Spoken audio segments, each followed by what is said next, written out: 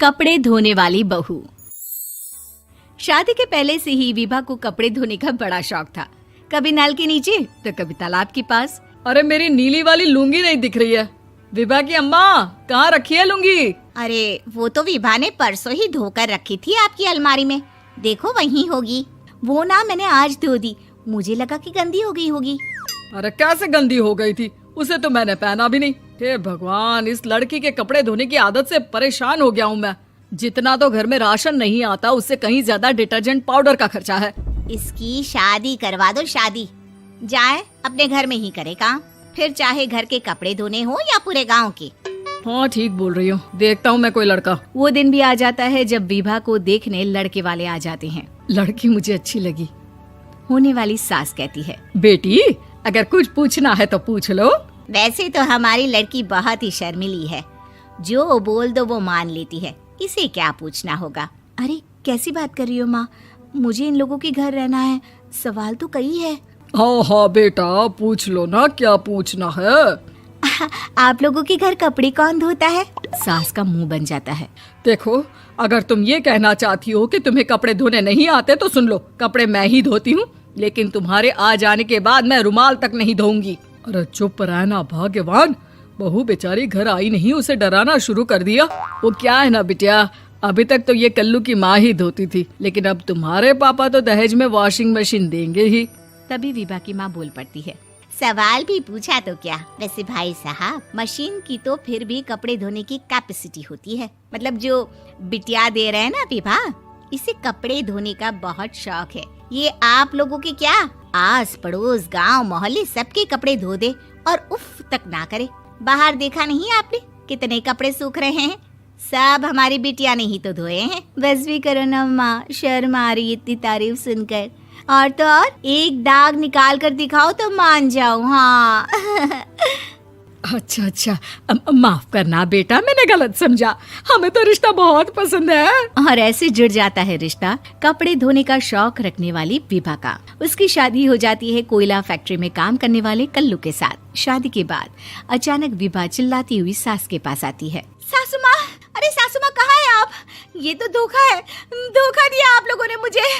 इसे ससुर के चक्कर के बारे में पता चल गया। अरे तो उसमें तुझे क्यों धोखा मिला है? अरे नल में पानी नहीं आता, कपड़े कैसे कब धुलेंगे? अच्छा अच्छा, तू पानी नहीं आ रहा उसकी बात कर रही है। तो आपने क्या सोचा? कुछ नहीं। अच्छा, तेरी माँ ने कहा था कि कपड़े धोने का शौक है, तुझे याद आया मुझे। शौक शौक बोलकर कपड़े धोने वाले मेरे जुनून को कम ना आके सासू माँ, कपड़ा धोना मेरा गुरूर है। तभी पति भी वहाँ आ जाता है। अभी अभी मैंने इसे सनी देओल की फिल्म दिखाई है, उसी के डायलॉग मार रही है माँ। अच्छा सुन, साफ साफ बता रही हूँ, पानी सुबह 4 से 6 और शाम को 10 से 12 आता है, समझी? विभा टाइमिंग सुनकर हैरान हो जाती है। ये क्या भूतों का मोहल्ला है?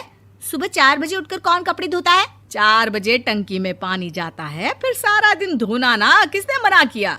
अरे कैसी बात कर रही हैं? 200 लीटर की टंकी में कितने कपड़े धो लूंगी मैं? सुबह ही उठ जाऊंगी मैं। अब क्या था, विभा सुबह 4 से लेकर रात के 12 बजे तक कपड़े ही धोती रहती। एक रोज सास पड़ोस से निकलकर कहीं जा रही होती है कि साथ वाली कहती है, हाँ कल्लू की माँ, जरा ये बताओ कि 2 साड़ी है, 2 ब्लाउज और एक पेटीकोट और एक नाड़े वाला लंबा कच्छा। हाँ तो? अरे तो क्या, कितना लोगी धुलाई ये बताओ। धोबन दिख रहे हैं हम क्या? हमारे पति सरकारी नौकरी से अभी अभी रिटायर हुए हैं और बेटा सुपरवाइजर है कोयला फैक्ट्री में। धोबन समझ रखा है हमें। हाय रे कल्लू की अम्मा, माफ कर दो, वो तो मोहल्ले में यही सब बता रहे थे कि तुमने बहू को कपड़ा धुलवाने के काम में लगा दिया है। सास को पड़ोसन की बात सुनकर गुस्सा आ जाता है। वो घर पहुंचती है जहां घर के बाहर ही इतने सारे कपड़े सूख रहे होते हैं जितने कि किसी धोबन के घर पर। अरे ओ कल्लू की दुल्हन, बाहर निकल। माँ जी यहीं आ जाओ, बाथरूम में चादर धो रहे हैं हम। अरे अभी हम धोते हैं, तुमको बाहर निकलो। ये आस पड़ोस वाले बोल रहे हैं कि हम बहू से कपड़े धुलवा धुलवा कर उसे कपड़ा धोने वाली बना दिए हैं। अरे छोड़ो ना माँ जी, किन लोगों की बातों में आती हो? आस पास के लोगों का तो काम ही होता है कि वो किसी तरह सास बहू को लड़ा दे। बहू सारे घर के कपड़े धोती है, ये क्या कम है? बोलिए। सास को भी लग जाता है कि वो बहू का ये सनकीपन नहीं छुड़वा सकती, इससे अच्छा है कि खुद ही चुप हो जाए।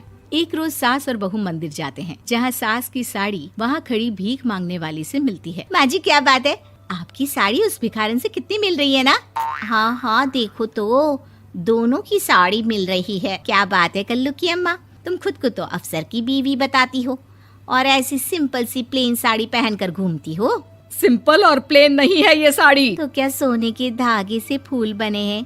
कुछ भी सासू माँ, कुछ भी। हाँ, बने थे इस साड़ी में सोने के धागे से फूल। मेरे पति लेकर आए थे मद्रास से स्पेशली मेरे लिए 10,000 की। ताहे भाई साहब इस भिखारन के लिए भी सेम टू सेम साड़ी लेकर आए होंगे 10,000 की। सास उस वक्त तो कुछ नहीं कहती, लेकिन बहू के साथ घर आती है और अलमारी से एल्बम निकाल कर लाती है। ये साड़ी देख रही है, ये वही साड़ी है जिसे मैंने अभी पहना था। इस साड़ी में ये जो चमकदार फूल दिख रहे हैं ना, ये सोने के धागों से काढ़े गए हैं। लेकिन तू लोकल वॉशिंग मशीन ब्रश से घिस घिस कर सारे फूलों को निकाल कर साड़ी प्लेन कर दी। मुझे माफ कर दीजिए सासू माँ। और तो और, जब मैंने तुझे तेरी गलती के लिए कुछ नहीं कहा, लेकिन तूने तो सबके सामने मेरा मजाक ही बना दिया। क्यों? बहू को समझ में आ जाता है कि अब से उसका कपड़े धोना बंद।